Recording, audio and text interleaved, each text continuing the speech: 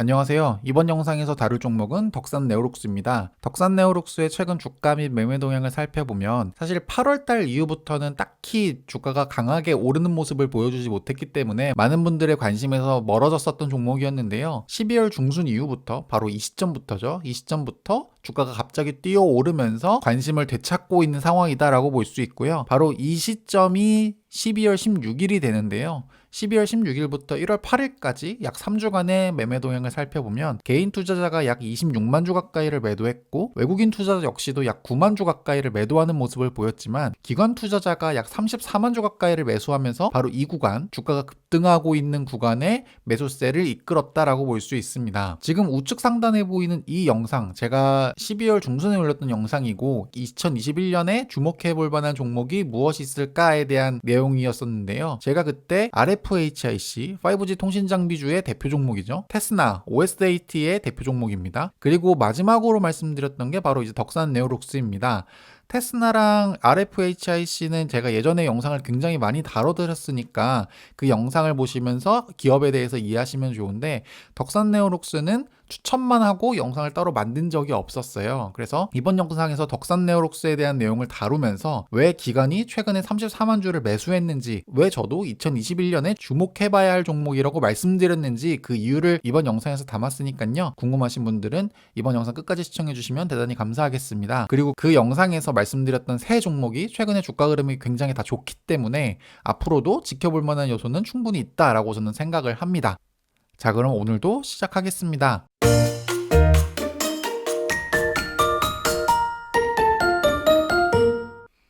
덕산네오록스 기관이 매수하고 있는 이유에 대해서 한번 알아볼 건데요. 첫 번째는 기본적으로 덕산네오록스가 지금 현재 영위하고 있는 산업의 전망을 한번 살펴볼 거고, 두 번째 파트에서는 현재 하고 있는 외에 또 다른 시장이 무엇이 있으며 어느 부분에 있어서 기대감을 받고 있는지까지도 알아보도록 하겠습니다. 키워드별로 조금 더 자세하게 살펴보면 산업 전망에서는 아무래도 덕산네오록스는 현재 OLED 소재 업체이기 때문에 OLED 시장이 어떻게 현재 편성이 되어 있는지를 한번 살펴볼 거고요. 그리고 또 다른 시장에 대한 힌트는 바로 중국과 자동차라는 점을 바로 이 두 번째 섹터에서 같이 한번 확인해 보도록 할게요. 자, 그럼 먼저 첫 번째 OLED가 어떤 내용인지부터 한번 살펴보도록 하겠습니다. OLED 재료 구조를 간략하게 한번 살펴보면요. 기판과 유기물층, 글라스, 평광판 이렇게 분류가 되고 있는데요. 이 유기물층을 조금 더 자세하게 분류하면 양극과 음극 사이에 색깔을 구성할 수 있는 이 발광 요소 RGB를 구성하는 층이 하나 있고, 그리고 보조층의 전공 수소층이라고 불리는 HTL이라고 하는 층이 이렇게 분류가 되어 있습니다. 이 층을 조금 더 자세하게 살펴보면 양극 위에 이제 HTL이라고 하는 부분이 있고, 그리고 발광층에는 레드 호스트, 레드 도판트, 그리고 R 프라임 이 세 가지 요소가 속해 있다라고 볼 수 있는데요. 이거는 RGB 모두 다 해당되는 내용입니다. 그리고 우리가 주목해봐야 할 부분은 바로 HTL, 그리고 호스트와 도판트 프라임 이 부분을 주목해봐야 합니다. 그리고 바로 이 부분이 덕산네오록스가 현재 담당하고 있는 OLED 소재이기 때문인데요. 연간 제품별로 매출 비중 추이를 살펴보면 현재 덕산네오록스는 전체 매출액의 약 한 80% 정도가 HTL 매출이라고 보시면 되고요. 나머지 한 20%가 아까 보셨던 레드호스트 외 기타 매출이라고 분류가 됩니다. 연간 제품별 매출 추이를 살펴보면 주목해봐야 할 부분은 바로 2020년부터 매출이 전년 대비해서 급증하는 모습을 보여주고 있고, 2021년은 작년보다도 매출이 더 증가할 거다라고 현재 전망이 되고 있고요. 그리고 바로 이 점이 덕산네오록스에 대한 투자를 현재 이끌어내고 있는 가장 결정적인 요소가 된다라고 볼 수 있습니다. 그러면 도대체 무엇 때문에 2019년보다 2020년이, 그리고 2020년보다 2021년이 매출이 어떤 부분에서 늘어날 것인가를 바로 이번 영상에서 말씀드려 보려 하는 건데요.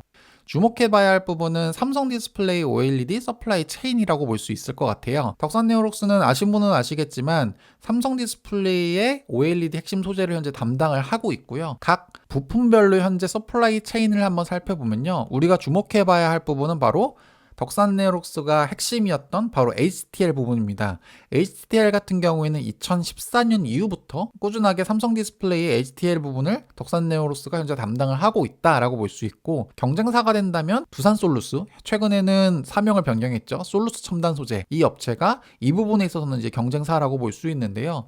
우리가 HTL 매출 비중이 많은 만큼 핵심적으로 봐야 될 부분이긴 하지만 향후 덕산네오록스의 성장성을 가미할 만한 부분, 주가 상승을 추가로 더 올릴 수 있을 만한 부분은 바로 어느 부분이냐면 바로 이 지점이에요. 알프라임 같은 경우는 원래 과거에는 LG화학이 담당했었던 것들을 최근에 덕산네오록스가 2021년 상반기까지 꾸준하게 이제 알프라임 부분에 있어서 소재 공급을 이어나오고 있고, 최근에 눈여겨봐야 되는 부분은 R'뿐만 아니라 G'까지 덕산네오록스가 2020년 상반기부터 계속 하고 있다라는 점입니다. 그렇기 때문에 아까 보셨던 차트에서 2020년이 2019년보다 매출액이 갑자기 급등했었고 2021년이 20년보다 매출이 더 급등할 거다라고 여겼던 근거 중에 하나가 바로 이 부분에서 덕산네오록스가 향후 매출이나 영업이익이 더 증가할 수 있을 거다라고 기대감을 받고 있기 때문이다라는 점이죠. 자, OLED가 최근에 계속 확대되는 분위기도 사실 덕산네오록스의 입장에선 굉장히 긍정적인 기대감을 심어주기에 충분한데요. 스마트폰 디스플레이가 이미 OLED가 대세가 됐다라고 하는 기사들이라든지, 또 스마트폰뿐만 아니라 TV, 디스플레이, 결국에는 꿈의 디스플레이라고 현재 많이 평가가 되고 여러 가지 단점들은 있지만 결국에는 개선될 거라고 기대하고 있는 OLED가 앞으로 꾸준하게 성장될 거다라고 하는 기대감 뿐만 아니라 얼마 전에 발표가 있었죠. 애플이 5G 스마트폰 모든 기종에 OLED가 채택될 거다라고 현재 전망을 하고 있다라는 점도 삼성 디스플레이가 현재 OLED 거의 넘버원, 글로벌 확실한 넘버원 업체다 보니까 삼성 디스플레이가 가장 큰 수혜를 받을 것이라고 누가 봐도 쉽게 예측이 되고 있는 상황이고, 삼성 디스플레이가 만약에 그렇게 큰 수혜를 받게 된다면 그 소재 업체를 담당하는 핵심 업체인 덕산네오록스도 그 수혜를 충분히 받을 수 있다라고 하는 건 너무나 자연스러운 전망이다라고 볼 수 있습니다. 실제로 스마트폰 OLED 수요 추이를 살펴보면 2020년부터는 본격적으로 스마트폰의 OLED 채택량이 늘어날 거다라고 보고 있고요. 2018년, 19년까지만 해도 한 3, 4억대 수준이었다면 2021년부터는 급격하게 늘어서 9억대, 10억대 이상으로 쭉쭉 커질 수밖에 없다라고 현재 보고 있기 때문에 신한금융투자뿐만 아니라 이제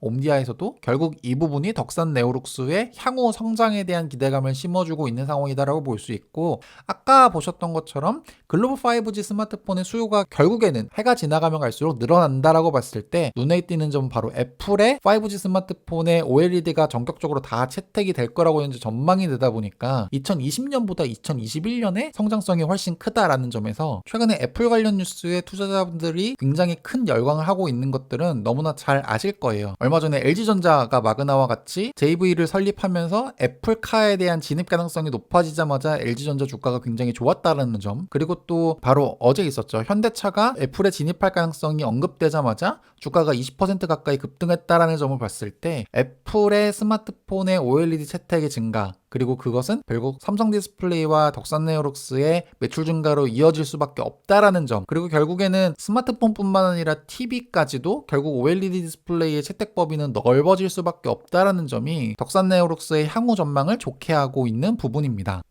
그래서 신한레포트의 투자 의견을 좀 살펴봤는데요.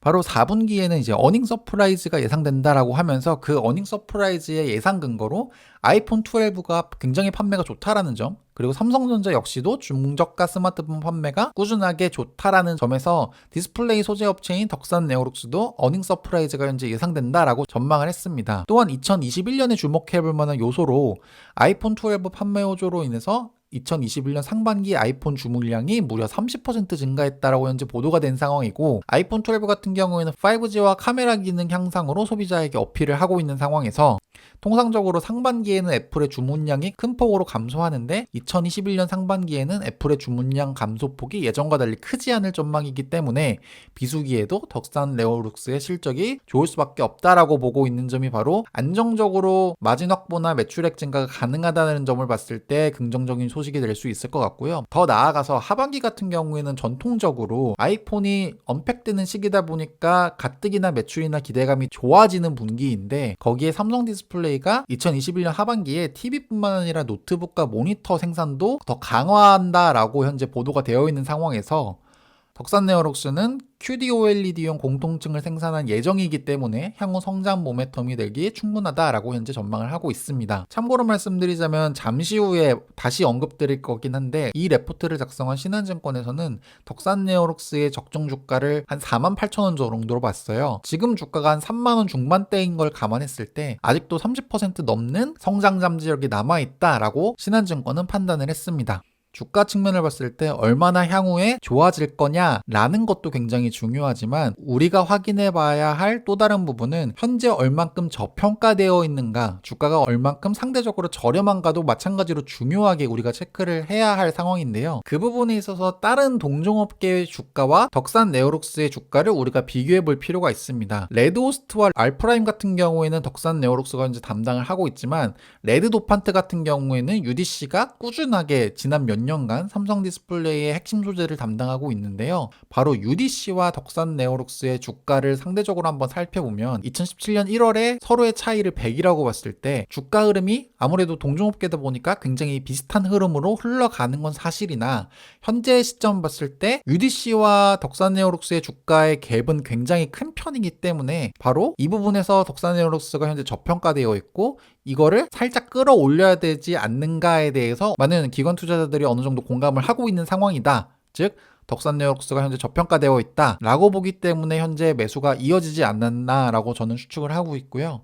또한 퍼밴드 같은 경우를 살펴보더라도 2016년 이후에 퍼 15배가 상대적으로 역사적 저점이다라고 우리가 판단할 수 있는 퍼라는 점을 봤을 때 지금 현재 덕산 네오록스가 있는 이 주가 자체가 거의 바닥권이다라고 볼 수 있고 향후 UDC와의 갭을 좁혀야 한다라고 하는 그 시점과 맞닥뜨려서 현재 충분히 저평가되어 있는 상태다라고 판단할 수 있는 근거가 바로 이 두 개의 차트가 아닐까라고 생각을 합니다. 즉 향후 OLED 시장의 확대로 인한 성장성도 열려있는 상황에서 퍼밴드를 보더라도 그 다음에 UDC와의 상대 주가를 보더라도 현재 저평가되어 있기 때문에 충분히 안정적으로 매수하기에 굉장히 적기이지 않을까라고 기관 투자자들은 현재 판단을 하고 있다는 점이죠.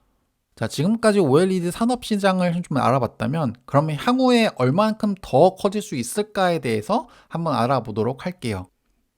자, 주요 고객사 분기별 매출 추이를 살펴보면 아까 말씀드렸던 것처럼 덕산 네오록스는 삼성 디스플레이 매출액이 굉장히 많은 비중을 차지하고 있습니다.